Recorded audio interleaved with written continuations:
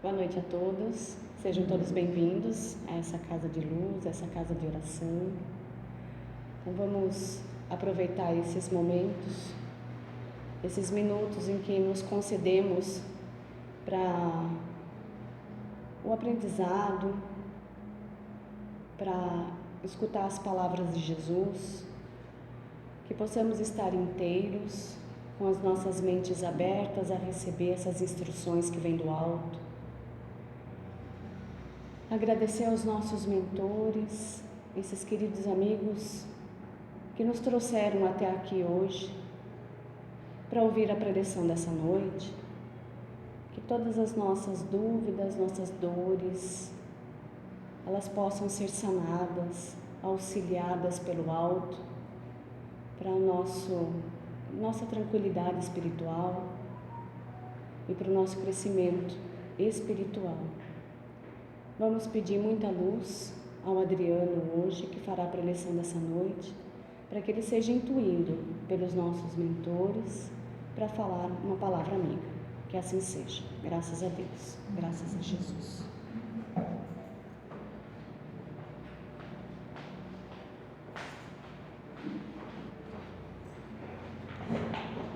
Boa noite a todos. Bom, hoje, nós vamos fazer uma palestra, conversar um pouco sobre um assunto. O tema é livre, Agora, até recente, nós estávamos seguindo parábolas, do Evangelho, até recente.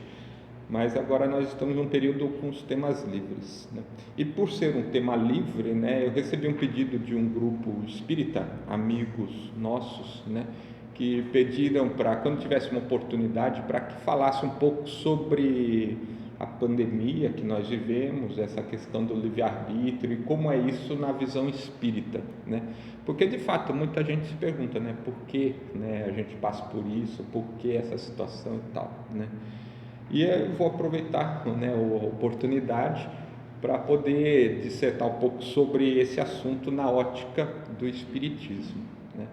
Para que a gente possa entender esse período difícil aí que nós todos atravessamos, é importante que a gente se lembre dos principais pilares da doutrina espírita.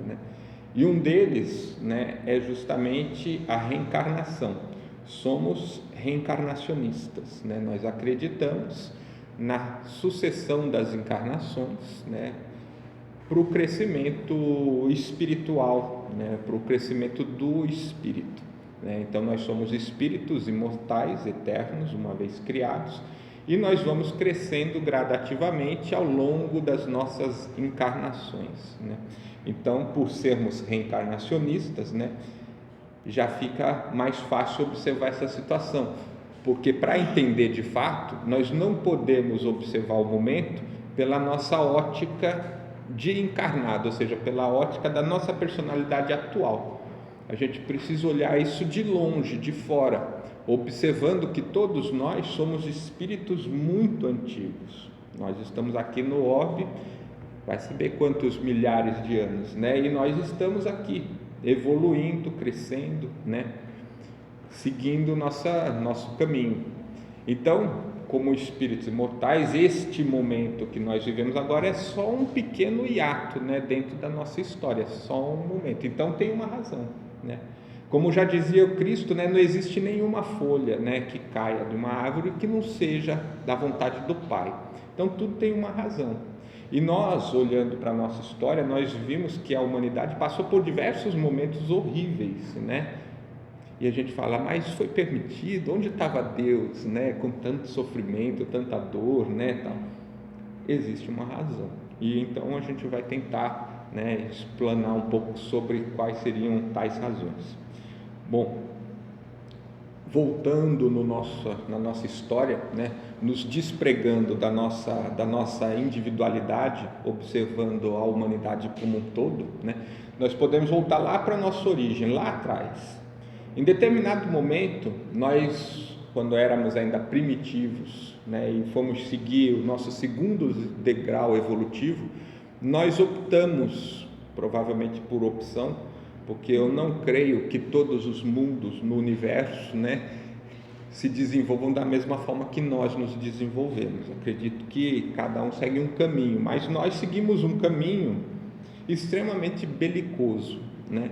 A humanidade cresceu e se forjou, né, em cima de violência, em cima de guerras, em cima de conquistas, em cima de dominação. Basta ver a nossa história, desde os tempos mais remotos, nós temos as civilizações dominando o mais forte, dominando o mais fraco. Então nós, quando saímos do mundo primitivo e entramos no mundo de provas e expiações, né, nós optamos por um caminho belicoso. Isso foi uma escolha da humanidade no seu coletivo. E assim nós fomos durante muito tempo, né? Até hoje somos, né? Temos aí conflitos aí na Ucrânia, né? Recente, né? Então, mas independente disso, foi uma escolha nossa. Bom, como nós éramos violentos, né? Agressivos, foi necessário medidas, né? Para restringir isso, para fazer com que a nossa mente mudasse um pouco e começasse a entender. Lá atrás nós criamos uma lei que é fruto dessa própria belicosidade, né? Que é a lei de Tamião, né? Olho por olho, dente por dente, né? Nós criamos isso lá atrás, isso deve ter uns 4, 5 mil anos mais ou menos, mas nós criamos. E no momento que nós criamos essas leis, nós passamos a viver sobre esse costume, né? Sobre essa lei. E a lei, quando a gente se adapta a ela, a gente a aceita, ela se transforma em hábito. E quando vira hábito, é algo automático, né? Para que vocês possam entender essa questão, é bem simples, né? Nos anos 90, não era obrigatório o uso do cinto de segurança. Aí saiu uma lei obrigando o uso do cinto de segurança. Quando a gente começou o uso de segurança, usar o cinto de segurança, ninguém queria, todo mundo reclamava. O cinto de segurança atrapalha, incomoda, é chato, é ruim, né? Mas a multa era pesada, a fiscalização era intensa, e se você não usasse, você tomava multa em cima de multa, e você podia perder sua carta, né? Então, pelas medidas corretivas, pelo incômodo que não usar o cinto gerava, nós aceitamos a lei. Depois de um tempo que essa lei se tornou aceita por nós, ela virou um hábito, né? E hoje você entra num automóvel, você puxa o cinto, você não pensa em preciso pôr o cinto ou é obrigatório, você simplesmente puxa o cinto e coloca o cinto, porque virou um hábito. Então a lei, quando ela é aceita pela nossa consciência, ela se torna um hábito. E quando ela se torna um hábito, ela vira algo automático em você, no seu dia a dia. Isso funciona para tudo. Tudo que nós aceitamos se transforma em hábito. E quando se transforma em hábito, vira ação no dia a dia. Aí vocês pensam o seguinte: 5 mil anos atrás, nós aceitamos o olho por olho, dente por dente, né? Então, se alguém me ferir, se alguém fizer mal a mim, eu tenho direito de me vingar. Eu vou e faço mal a quem me fez mal. Machucaram os meus, eu machuco os mesmos, né? Olho por olho, dente por dente. Isso é justiça. E aí a gente aceitou, consequentemente transformamos isso em hábito. E aí o que acontece com isso? Nós passamos a julgar, né? Porque para mim poder entender o que está acontecendo, se eu tenho direito ou não de vingança, né? Eu preciso julgar, né? Aí eu julgo a ação, julgo a intenção, julgo a pessoa que fez, eu julgo tudo. E eu viro um excelente julgador, né? Porque eu faço isso sempre, né? E aí passaram-se uns 2 mil anos, mais ou menos. Nós trouxemos isso tão fundo, aceitamos isso tão bem, né? Que Cristo precisou nascer aqui no orbe para tentar mudar a forma como nós pensamos. Cristo aqui, ele transformou todas as leis na lei do amor. E ele dizia, né?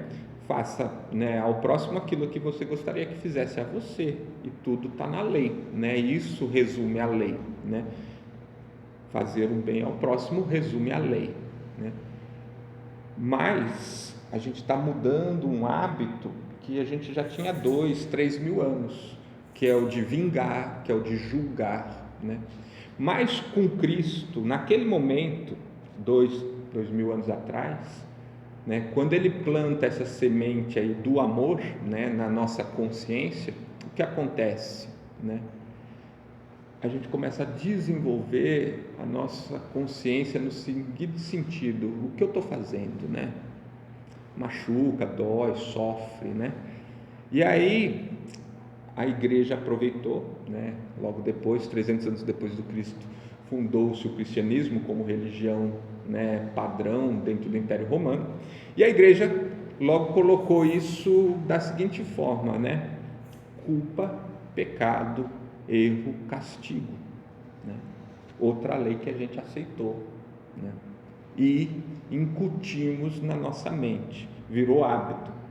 E aí, somado com a lei de Italião que a gente carrega, a gente passou a julgar, a gente passou a querer a vingança, julgar os outros, condenar, né? Exigir a reparação, porque a lei de Italião te dá esse direito, né, de reparação. Só que Cristo, ele foi muito claro, ele falava assim: não julgues para não seres julgados, né? Ele não estava dizendo isso porque se eu faço isso, um tribunal no além, né, vai me julgar pelas minhas ações. Não, ninguém vai me julgar pelas minhas ações, mas a minha consciência vai, porque a única coisa que nos julga é a nossa própria consciência. O único ser capaz de entender o que nós realmente fizemos, qual era a nossa verdadeira intenção ou ação, somos nós. Somente nós podemos dizer verdadeiramente qual era o nosso mote, qual era o nosso motivo, né? Então, se eu tenho isso, esse instrumento da minha consciência, aí nós passamos de fato a viver no mundo de provas e expiações. Por quê? Porque eu passo a ter consciência dos meus erros, eu passo a condenar a mim mesmo da mesma forma que eu condenava os outros, né? Eu passo a fazer isso. E na sequência, da mesma forma como eu sou preciso em precificar e quantificar e colocar o peso da condenação no próximo, né, a minha consciência faz comigo.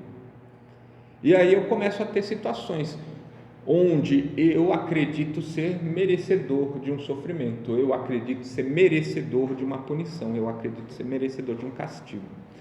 E quando a minha consciência fica assim, né, minha mente passa a viver assim, eu vou precisar de ajuda para resolver esse problema. E isso é inerente à minha condição moral, porque eu posso ir me elevando moralmente, mas enquanto eu estiver vinculado aos meus hábitos, né, eu vou continuar me condenando, eu vou continuar cobrando de mim mesmo reparos, eu vou ter mais capacidade de entender meus erros lá de trás e vou continuar jogando peso em cima deles, mesmo sabendo que eu era ignorante, que eu não sabia de nada lá atrás, que eu era um iniciante na jornada. Mesmo sabendo de tudo isso, eu vou entender que meus erros foram pesados, que a minha culpa é grande, que a minha carga é pesada, e vou cobrar isso de mim mesmo. E aí, né, como é que a gente resolve essa situação? A gente sabe que o mundo está no limiar da transformação, né? Vamos deixar de ser provas e expiações e vamos entrar em regeneração, né? E o que é regeneração? É a cura, né? É o conserto, né? Do que? Da nossa própria mente. Porque a nossa mente estava de fato machucada, avariada, né, pelos excessos de provas e expiações que nós mesmos aplicamos na nossa conduta. E aí, como é que a gente corrige isso, né? Como é que a gente faz isso, né? Tem que ter um mecanismo. Existe. Ou a gente aprende isso pelo amor, né, como já está na nossa doutrina, né? Ou a gente aprende isso pela dor. E o que é pela dor? É justamente aliviando a sua carga. Se você acredita ser merecedor de um castigo, então que venha logo esse castigo para que você se liberte, para que você se levante, né? E aí o que a espiritualidade faz nesses processos? Quando nós temos muitas pessoas que pulsam mentalmente da mesma forma, nós as atraímos. né? A lei de atração, as pessoas que pensam mais ou menos igual. E aí nós colocamos todas no mesmo local, numa mesma região, numa mesma situação. E aí é o ambiente propício para quê? Para algo que aconteça e sanize, né? Resolva, né? Esses problemas de forma coletiva. E aí nós temos essas situações, por exemplo, uma pandemia surge e centenas, milhares de pessoas adoecem, né? Mas não são todas, né? Aí você fala, aquela pessoa ali no meio de todos não adoeceu, mas aquele outro que ficou isolado, né, trancadinho ali, adoeceu, né? Aí você fala, o que acontece? É a mente. A pessoa que acreditava ser merecedora de algo, de uma punição, de um castigo ou de uma situação, ela atrai para ela mesma essa situação, né? E isso, né, Allan Kardec teve uma conversa com o Espírito São Luís, e está na Revista Espírita, se não me engano é 1863, né? Então acho que deve ser a revista, é uma das primeiras revistas, né? Então, e nessa revista, nessa conversa ali numa sessão mediúnica com o Espírito São Luís, Kardec aborda justamente essas questões da fatalidade, porque um navio afunda, né, e morrem tantas pessoas e algumas não, né? O que determina a fatalidade que abate um e não abate o outro, né? Que afeta um e não afeta? E o Espírito São Luís explica exatamente isso. As pessoas vibram por um ajuste. O inconsciente delas clama por um ajuste, né? Clama por uma situação, movido pela culpa. Aí vocês entendam o problema que é a culpa. O quão prejudicial é nós acrescermos culpa nas nossas ações. Porque o erro é natural, é humano, errar é natural, é humano, é um aprendizado. Todo mundo erra, né? Como Cristo já dizia ali na sessão com a adúltera, né? No caso da adúltera, atire a primeira pedra aquele que nunca errou, né? Não tinha ninguém para tirar a pedra, porque todo mundo erra, todo mundo tem seus erros, porque nós estamos num processo de aprendizado. E nosso aprendizado, na maioria das vezes, se dá pela tentativa do erro e acerto. Quando a gente percebe que acertou, a gente continua. Quando a gente percebe que errou, a gente tenta de novo, né? Por isso a gente encarna tantas vezes e por isso às vezes a gente repete tantos os mesmos erros, né? Porque a gente sempre tenta, né? É tentativa e erro, né? E assim nós vamos crescendo gradativamente, devagar, paulatinamente. Agora, quando nós temos muitas pessoas, muitos espíritos, né, que clamam pela mesma coisa, eles se atraem e as coisas acontecem. Por exemplo, nós tivemos aí o evento recente da pandemia, nós já tivemos uma pandemia parecida 100 anos antes, né? Nós já tivemos guerras mundiais, nós já tivemos desastres, catástrofes naturais, e aí você diz assim, por que morreu tanta gente no mesmo lugar, né? Por que alguns escapam no último segundo, né? É tudo uma questão de mente. Então, como é que a gente se liberta disso, né? Como é que a gente se livra disso? Quando a gente começa a perdoar, é o que o Cristo falava, perdoe, né? Perdoe, perdão é a salvação. Por quê? Porque da mesma forma que eu me habituei a julgar, condenar, né, e imputar penas, né, se eu começo a relevar e a perdoar, né, a minha mente se habitua a isso. E se eu realmente me habituar a relevar essas coisas, a perdoar, né, não importa o que seja, né, a minha consciência perdoa as minhas ações. E se eu não tenho punição nem castigo para pagar ou para corrigir, né, me sobrou o quê? Regeneração, né? Crescer. E é aí que a gente muda de patamar, é aí que a gente se transforma, é aí que a gente se liberta. Então o exercício nosso é vencer a nossa forma de agir, os nossos hábitos, vencer esse hábito que nós temos do julgamento, da condenação, da vingança, né, de querer exercer a lei do talião do olho por olho, dente por dente. Quando a gente se livrar dessas vontades, quando a gente se livrar desses hábitos antigos, né, porque são hábitos de mais de 5.000 anos, né, quando a gente se livrar disso, aí sim a gente começa a modificar a nossa vida, porque a nossa consciência se liberta disso, e isso afeta tudo, porque não é só questão assim do que pode acontecer de fora para você, né? Como aí a gente diz assim da questão de um cataclisma ou das questões aí de pandemia, por exemplo, né? O nosso próprio organismo, o nosso próprio corpo, né? Ele reage. Porque se eu estou chateado comigo ou me condeno por uma razão qualquer, meu corpo revida, ele obedece esse comando.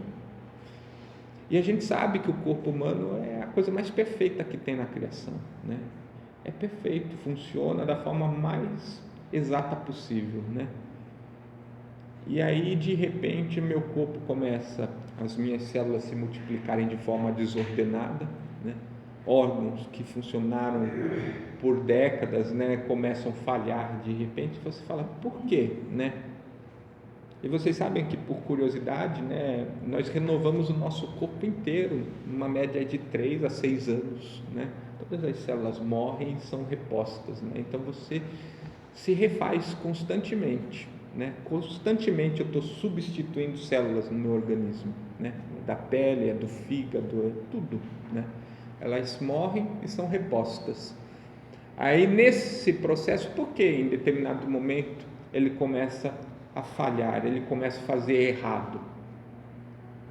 Está obedecendo a algum comando, né?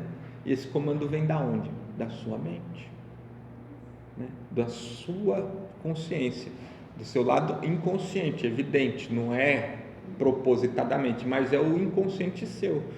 E por que você está se castigando e se judiando? Porque você, por uma razão ou outra, está imputando em você mesmo culpa.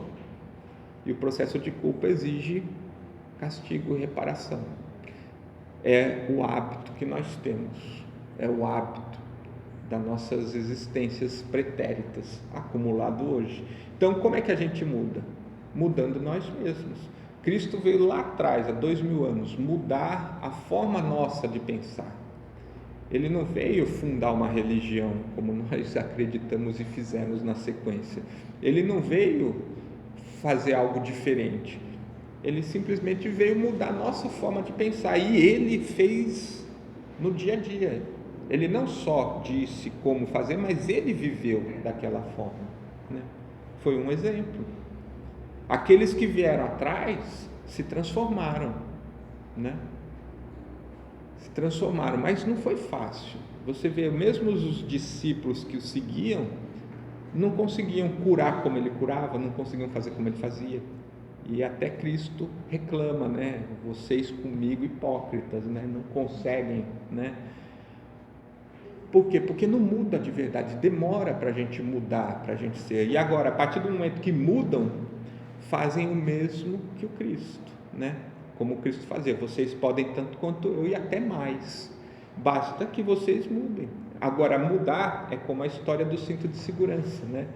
A gente precisa mudar e absorver essa mudança e transformá-la em hábito, porque se ela não virar hábito, ela vai ser sempre uma teoria, algo que está na sua mente, mas que não é uma ferramenta ainda funcional. E enquanto a gente tem esses pensamentos, nós temos essas situações. Por quê? Porque o planeta precisa mudar. E enquanto eu não mudar essa minha forma, eu vou ter, até mesmo para mim continuar crescendo, evoluindo, eu vou ter que fazer ajustes. Hora ou outra eu vou ter que sentar e pagar uma conta que eu acredito que tenha. Por quê? Porque se eu não fizer isso, eu não vou ficar em paz com a minha consciência. E se eu não estou em paz com a minha consciência, eu não desenvolvo. Basta ver no nosso dia a dia.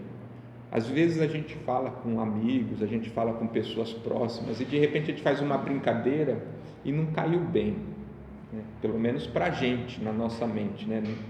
Aí você fica incomodado, você fica, ruminando aquilo, né? Será que a pessoa ficou ofendida? Será que ela entendeu que era uma brincadeira, que não é?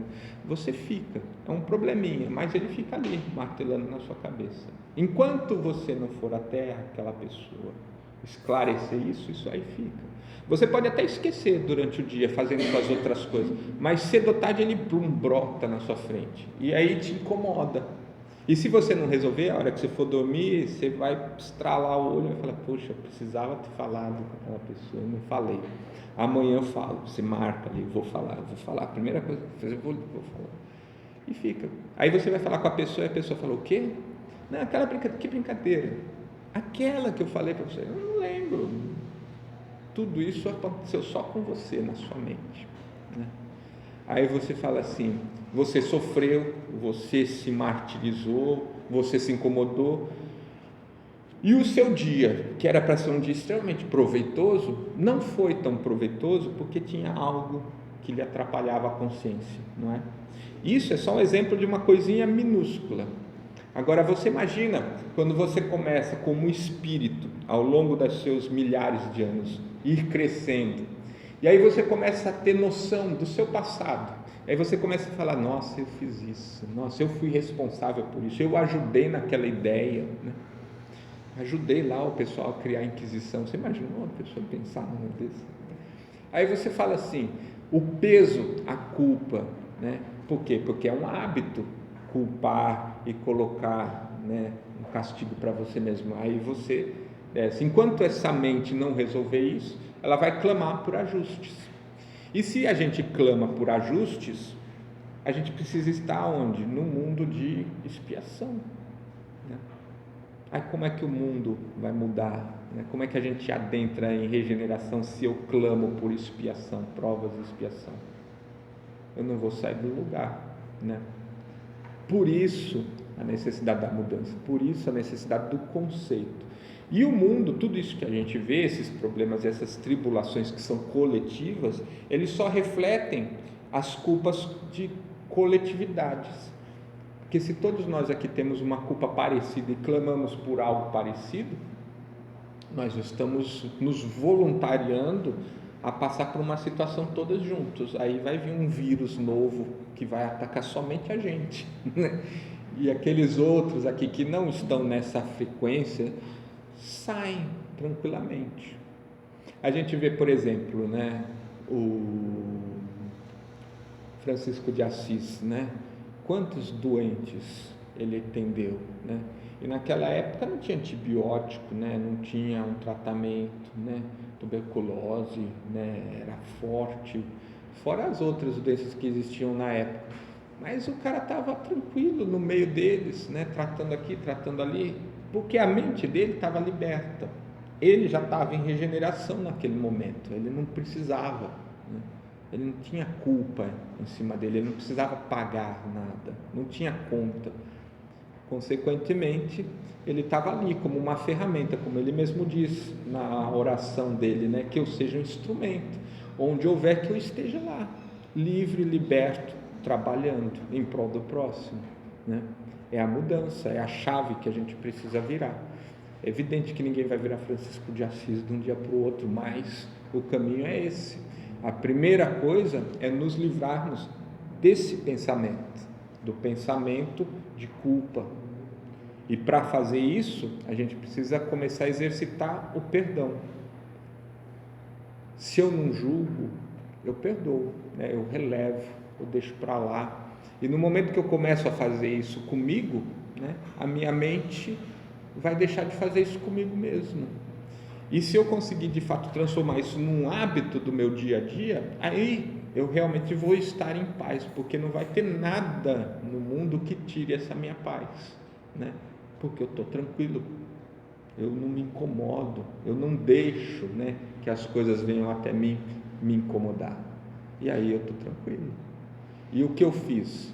Eu passei a perdoar, eu passei a relevar, eu passei a não me incomodar com esses problemas, não me ofender. Se eu não estou ofendido, não tem por que perdoar ninguém, né? E se isso vira um hábito em mim, eu não vou me culpar de nada, não vou exigir nada para mim, e assim a gente se transforma. E se a gente estiver de fato nesse patamar, acabou as nossas expiações, nós não vamos ter. E aí será como eles dizem no mundo de regeneração, né? Livres de expiações. Ou seja, essas catástrofes, essas doenças, essas pandemias deixam de existir porque não faz mais sentido. As pessoas não clamam por esse tipo de reparação, não clamam por essa situação.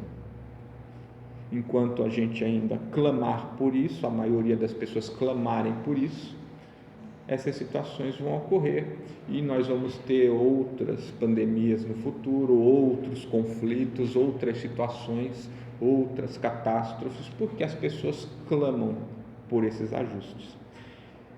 É mais ou menos isso que eu queria passar para vocês, né? Espero que tenha podido passar da melhor forma possível, né? Espero que tenham entendido. Se alguém tiver alguma pergunta, quiser questionar algum ponto que ficou meio vago, pode ficar à vontade, perguntem, porque aqui a gente está para aprender, para desenvolver, né?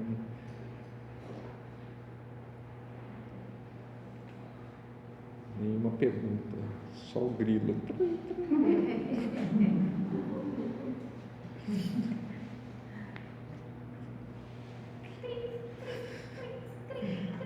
Então, é isso aí. Então a gente vai aproveitando, vamos fechando os nossos olhos, agradecendo ao nosso Mestre Jesus pela oportunidade de estarmos aqui, entendendo um pouco mais a doutrina espírita, aprendendo um pouco mais a interpretar tudo que acontece na nossa vida, entendendo que tudo isso faz parte do nosso crescimento, é importante para que a gente possa seguir adiante, que nós possamos ter fé, esperança, força de vontade de continuar caminhando, superando os nossos problemas, transpassando, né, essa barreira que nos coloca em provas e expiações, para que a gente possa adentrar o mais breve possível no mundo de regeneração, nos libertando de todo tipo de culpa, de mágoas, de julgamentos, preconceitos, e a gente possa assim ser uma família única, regenerando, crescendo junto com Cristo num outro patamar. Que assim seja.